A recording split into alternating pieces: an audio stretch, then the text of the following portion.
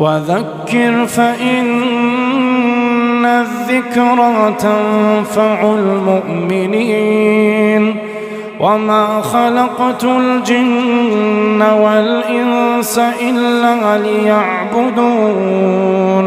الرحمن الرحيم. إن الحمد لله نحمده ونستعينه ونستغفره ونعوذ بالله من شرور أنفسنا وسيئات أعمالنا من يهده الله فلا مضل له ومن يضلله فلا هادي له وأشهد أن لا إله إلا الله وأشهد أن محمدا عبده ورسوله أما بعد. சர்வ புகழும் புகழ்ச்சியும் வல்ல ரப்புல் ஆலமீன் அல்லாஹ் ஒருவனுக்கே உரித்தாகட்டும். அல்ஹம்துலில்லாஹ். நபிகள் நாயகம் ஸல்லல்லாஹு அலைஹி வஸல்லம் அவர்கள் மீது அல்லாஹ்வினுடைய அன்பும் கிருபையும் என்றென்றும் நிலவ வேண்டும் என்ற பிரார்த்தனையோடு, அன்புக்குரிய அல்லாஹ்வின் நல்லடியார்களே, அன்பான இறைநேசர்களே, அல்லாஹ்வினுடைய மாபெரும் கிருபையின் மூலமாக நாங்கள் எல்லாம் ரமலானுடைய மாதத்தின் கடைசி பகுதிகளில் அமர்ந்திருக்கின்றோம். இன்ஷா அல்லாஹ் இன்னும் ஓரிரு தினங்களில் பெருநாளுடைய அந்த தினத்தை அடைய இருக்கின்றோம். இஸ்லாமிய மார்க்கத்தை பொறுத்தவரையிலே எங்களுக்கு இபாதத்துகளை அமட்களை எங்கள் மீது விதித்துவிட்டு அந்த இபாதத்துகளுக்கு ஒழுங்குமுறைகளை, சில வரையறைகளை, கட்டுப்பாடுகளை வைத்திருப்பதை நாங்கள் காண முடியுமாக இருக்கின்றது. ஒருவர் தொழில் செய்கின்றார் அல்லது இஸ்லாம் வலியுறுத்திய நோன்பினை நோட்கின்றார். இவர் வெறுமனே தான் விரும்பிய தொழிலை தான் விரும்பியவாறு செய்ய முடியாது. இஸ்லாமிய வரையறைக்குள் இஸ்லாமிய கூறிய அந்த ஒழுங்கின் பிரகாரம் மேற்கொள்ள வேண்டிய அவசியம் இருக்கின்றது. நோன்பு பற்றி இஸ்லாம் என்ன சொல்லியிருக்கின்றதோ அதனை கடைபிடித்து ஒழுக வேண்டிய கடப்பாடு இருக்கின்றது. எனவே இஸ்லாமிய மார்க்கம் இபாதத்துகளுக்கு சில ஒழுங்கு வரையறைகளை, கட்டுப்பாடுகளை வைத்திருப்பதை நாங்கள் பார்க்கின்றோம். அன்புக்குரிய அல்லாஹ்வின் நல்லடியார்களே, இந்த ஒழுங்குகள், கட்டுப்பாடுகள் எப்பொழுது பின்பற்றப்படுகின்றதோ, பேணப்படுகின்றதோ, அப்பொழுதுதான் அல்லாஹு தாலா அல்லாஹுடைய தூதர் ஸல்லல்லாஹு அலைஹி வஸல்லம் அவர்களின் மூலமாக எங்களுக்கு சொல்லியிருக்கின்ற அந்த முழுமையான கூலிகளை எங்களுக்கு பெற முடியும். இன்னும் அதனை தாண்டி தனிநபர் சமூகம் சார்ந்த பிரச்சினைகளை தீர்த்து, தனிநபர் சமூகம் சார்ந்த நலன்களை அதிகரிப்பதற்கான ஒரு சிறந்த ஒரு செயற்பாடாகவும் சிறந்த ஒரு விடயமாகவும் இது இருக்கும். அன்புக்குரிய சகோதரர்களே, நாங்கள் இன்ஷா அல்லாஹ் பெருநாளை அடைய இருக்கின்றோம். இஸ்லாமிய மார்க்கம் ஒவ்வொரு இபாதத்துகளுக்கு ஒழுங்குகளை சொல்லியிருப்பதை போல பெருநாள் தினங்களில் சில ஒழுங்குகளை எங்களுக்கு படித்து தருகின்றது. பெருநாள் தினத்தில் இவ்வாறு தான் இருக்க வேண்டும் என்ற அம்சங்களை எங்களுக்கு விதித்திருக்கின்றது இஸ்லாமிய மார்க்கம். அந்த அடிப்படையிலே இந்த நோன்பு பெருநாள் சம்பந்தமாக சுருக்கமாக இஸ்லாம் கூறுகின்ற ஒழுங்குகளை இன்றைய இந்த நிகழ்ச்சியினூடாக பார்த்து கொள்வது பொருத்தமாக இருக்கும் என கருதுகின்றேன். அன்புக்குரிய சகோதரர்களே, அல்லாஹுடைய தூதர் ஸல்லல்லாஹு அலைஹி வஸல்லம் அவர்களின் மூலமாக எங்களுக்கு 2 பெருநாட்களை அல்லாஹு தாலா எங்களுக்கு கடமையாக்குகின்றான். 2 பெருநாட்கள் இருப்பதாக அல்லாஹுடைய தூதர் ஸல்லல்லாஹு அலைஹி வஸல்லம் அவர்கள் எங்களுக்கு வழிகாட்டுகின்றார்கள். அதிலே ஒன்று ஈதுல் அத்ஹா, ஹஜ்ஜி பெருநாள், அந்த ஒரு நாள். இரண்டாவது நாங்கள் எதிர்நோக்க இருக்கின்ற, நாங்கள் அடைய இருக்கின்ற இந்த நோன்பு பெருநாள். இந்த 2 பெருநாட்களையும் இஸ்லாமிய மார்க்கம் எங்களுக்கு அழகான முறையிலே வழிகாட்டுகின்றது. அது சம்பந்தமான செய்திகளை படித்து தருகின்றது. அன்புக்குரிய சகோதரர்களை, நாங்கள் எல்லாம் அழகான முறையிலே பூர்த்தியாக நோன்புகளை நோற்றுவிட்டு இன்ஷா அல்லாஹ் இந்த ரமலானை முடித்து பெருநாளை ஆரம்பிக்க இருக்கின்றோம். பெருநாளுடைய தினத்தை நாங்கள் சந்திக்க இருக்கின்றோம். பெருநாளுடைய அந்த நாளை பொறுத்தவரையிலே ரமலானுடைய கடைசி பகுதியில் பிறை பார்த்து ஷவ்வாலுடைய முதல் பிறை தென்படுகின்ற பொழுது இந்த பெருநாள் ஆரம்பமாகின்றது. ஷவ்வாலுடைய முதலாவது பிறை பார்த்து விட்டால் நோன்பு நோட்க முடியாது. நாங்கள் பெருநாளை அடைகின்றோம் ஷவ்வாலுடைய முதலாவது பிறை அன்று. இந்த பெருநாளுடைய தினத்தை பொறுத்தவரையிலே இது மிகவும் ஒரு சந்தோஷமான, எல்லோரும் மகிழ்ச்சியாக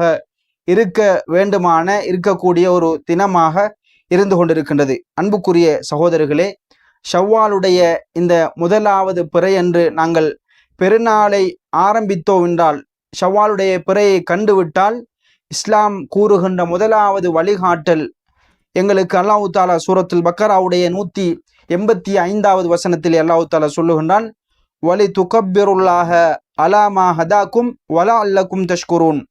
அல்லாஹு தாலா எங்களுக்கு நேர்வழியை காட்டியதற்காக வேண்டி நாங்கள் அல்லாஹு தாலாவுக்கு நன்றி செலுத்தும் முகமாக அவனை துதி செய்து கொள்ள வேண்டும், அவனை பெருமைப்படுத்திக் கொள்ள வேண்டும், அவனை தக்பீர் சொல்லி கொள்ள வேண்டும் என்ற செய்தியினை அல்லாஹு தாலா இந்த வசனத்தினூடாக எங்களுக்கு சொல்லிக் கொண்டிருக்கின்றான்.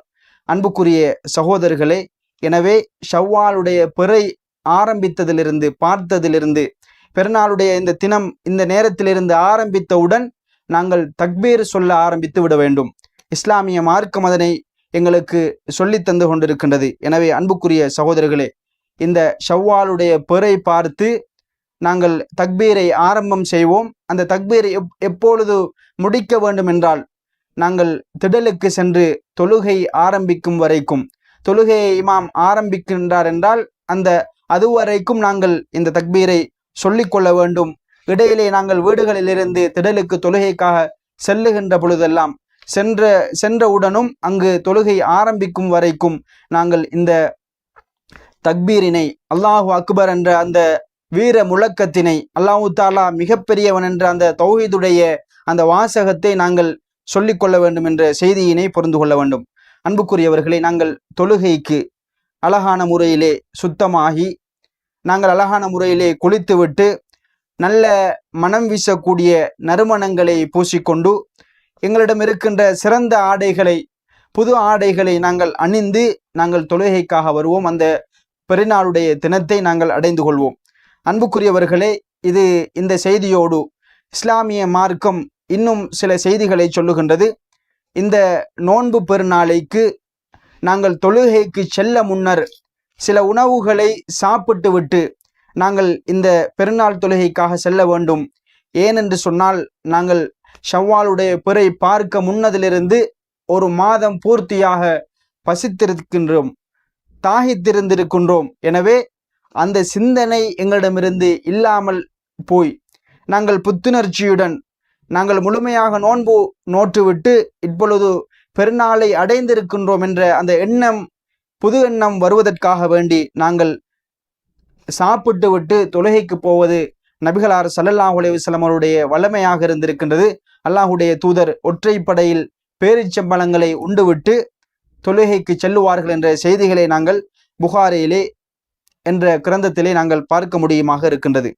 அன்புக்குரியவர்களே, இன்னும் அல்லாஹுடைய தூதர் ஸல்லல்லாஹு அலைஹி வஸல்லம் அவர்கள் தொழுகைக்கு செல்லுகின்ற பொழுது, தொழுகை முடிந்து வருகின்ற பொழுது பாதைகளை மாற்றிக்கொள்வார்கள். அல்லாஹுடைய தூதர் திடலுக்கு தொழுகைக்காக எந்த வழியால் செல்லுகின்றார்களோ அதற்கு மாற்றமாக வேறொரு வழியால் தொழுகை முடிந்து திரும்பி வருவார்கள் என்ற செய்திகளை நாங்கள் ஹதீஸ்களின் ஊடாக பார்க்க முடியுமாக இருக்கின்றது. எனவே நாங்கள் அந்த ஒழுங்குகளை நாங்கள் பேணிக்கொள்ள வேண்டும். இந்த ஒழுங்குகள் எல்லாம் எதற்காக சொல்லித்தரப்படுகின்றது என்றால், நாங்கள் பெருநாளுடைய தினத்திலே அதிகமான மக்களை சந்தித்து கொள்ள வேண்டும், அவர்களோடு அன்புகளை, எங்களுடைய பாசங்களை பரிமாறிக்கொள்ள வேண்டும் என்பதற்காக இந்த வழிகாட்டல்கள் எங்களுக்கு சொல்லித்தரப்படுகின்றது. அது மாத்திரமல்ல அன்புக்குரிய சகோதரர்களே, இந்த பெருநாளுடைய தொழுகையை பொறுத்தவரையிலே இது 2 ரக்காத்துக்கள் கொண்ட ஒரு தொழுகையாகும். இந்த தொழுகைக்கு முன்பின் சுன்னத்துக்கள் கிடையாது, இன்னும் அதான் இகாமத் கிடையாது.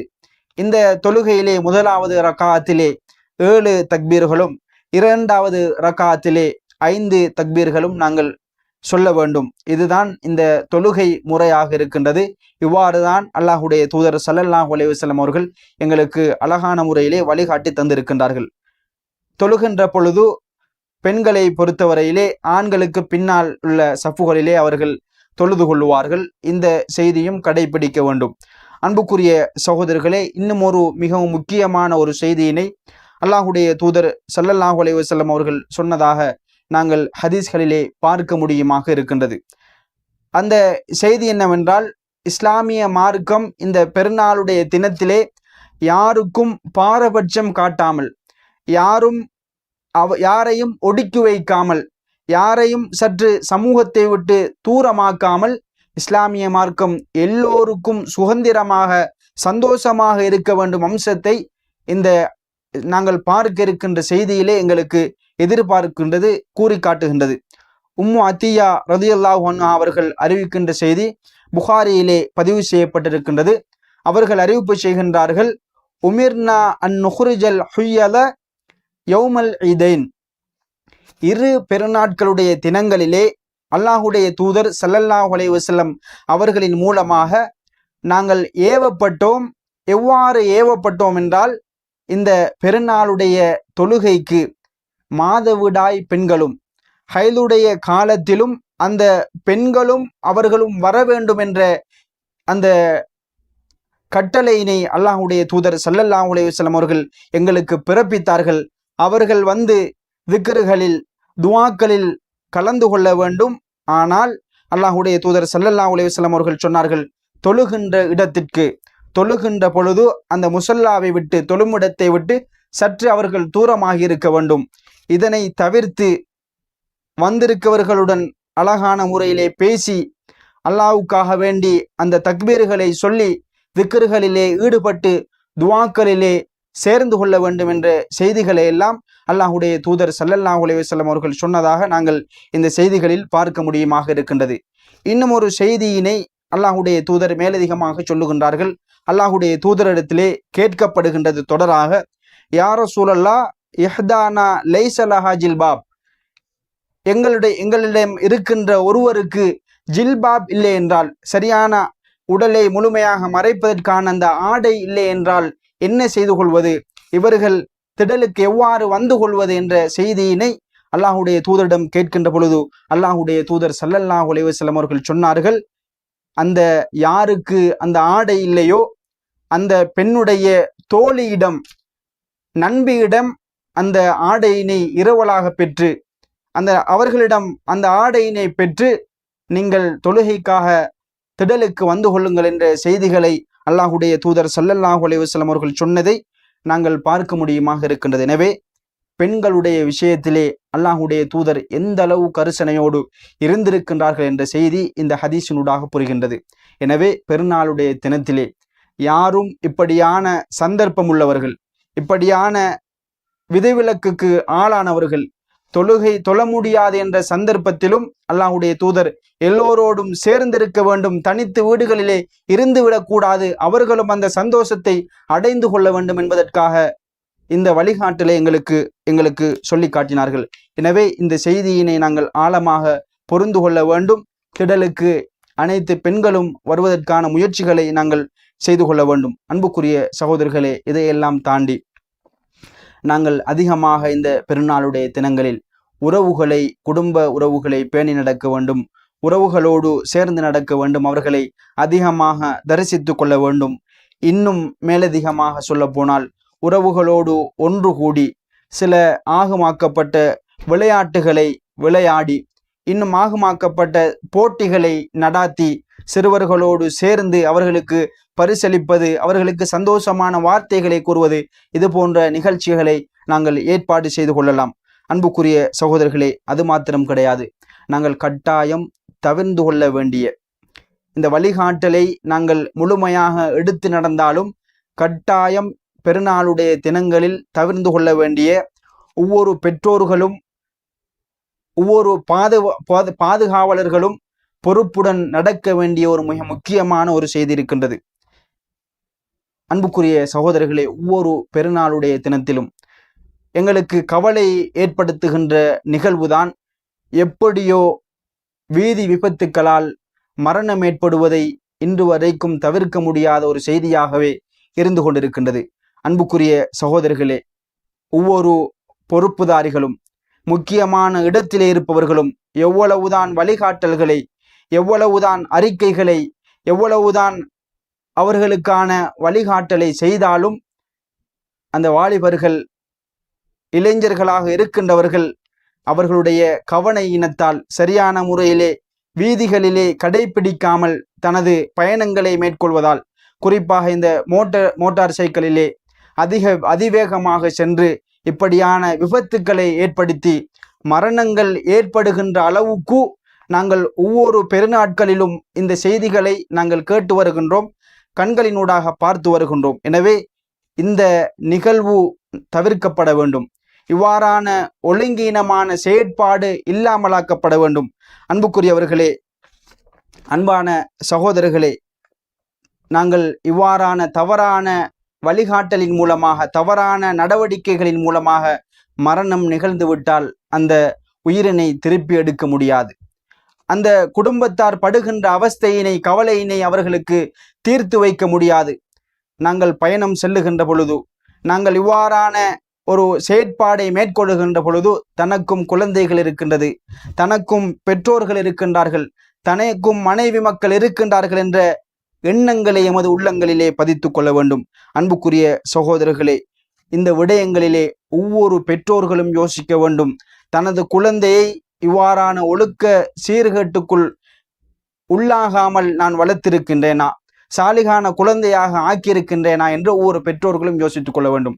ஒவ்வொரு குழந்தைகளும் யோசிக்க வேண்டும், தான் பெற்றோர்களுக்கு துவா செய்கின்ற குழந்தையாக இருக்கின்றோமா, அல்லது பெற்றோர்களுக்கு தொந்தரவு கொடுக்கின்ற குழந்தையாக இருக்கின்றோமா என்ற செய்திகளை ஒவ்வொரு குழந்தைகளும், ஒவ்வொரு வாலிபர்களும், இளைஞர்களும் யோசித்துக் கொள்ள வேண்டும். அன்புக்குரியவர்களே, நமக்கு மத்தியிலே நன்மைகளை ஏவி தீமைகளை தவிர்த்து கொள்ள வேண்டும்.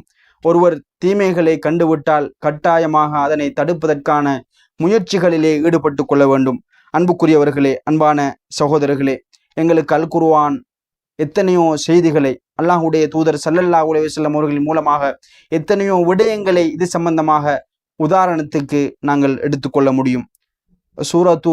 சூரத்துல் அன்பியாவிலே 90வது வசனத்திலே அல்லாஹ் தஆலா ஜக்கரியா அலைஹிஸ்ஸலாம் அவர்கள் சம்பந்தமாக, அவர்களுடைய குடும்பம் சம்பந்தமாக மிகப்பெரிய ஒரு செய்தியினை எங்களுக்கு முன்னுதாரணமாக சொல்லி காட்டுகின்றான்.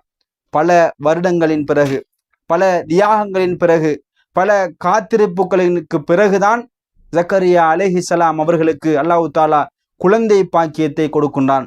எஹியா என்னுகின்ற அந்த குழந்தையை கொடுக்கின்றான்.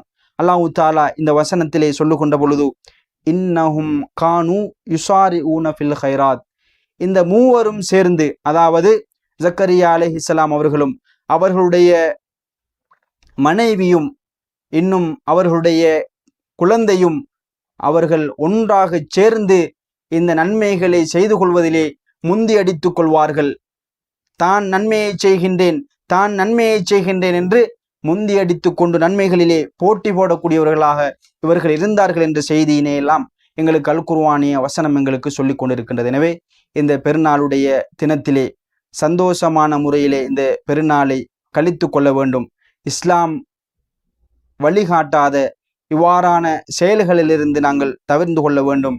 குறிப்பாக வீதி ஒழுங்குகளை சரியான முறையிலே பேணி, பயணங்கள் செல்லுகின்ற பொழுது எவ்வாறு ஒழுங்குகளை கடைபிடிக்க வேண்டுமோ அந்த ஒழுங்குகளை பேணி நடந்து, ஏனையவர்களுக்கு இடைஞ்சல் கொடுக்காமல், உயிராபத்துக்கள் ஏற்படாமல் நல்ல முறையிலே அந்த ஒழுங்குகளை கடைபிடித்து ஒழுகக்கூடியவர்களாக எங்களை அல்லாஹ் தஆலா மாற்றிக்கொள்ள வேண்டும். அதற்கான முயற்சிகளை நாங்கள் செய்து கொள்ள வேண்டும். அன்புக்குரிய சகோதரர்கள், எனவே இந்த பெருநாளுடைய தினத்திலே வல்ல ரப்புல் ஆலமீன் இந்த பெருநாளை சந்தோஷமாக கொண்டாடுகின்ற, சந்தோஷமாக கழிக்கின்ற அந்த சந்தர்ப்பத்தை எனக்கும் உங்களுக்கும் வழங்கி வைப்பானாக. வாஹிரு தாவானா அனில் ஹம்துலில்லாஹி ரப்பில் ஆலமீன். அஸ்ஸலாமு அலைக்கும் வரஹ்மத்துல்லாஹி வபரகாத்துஹு.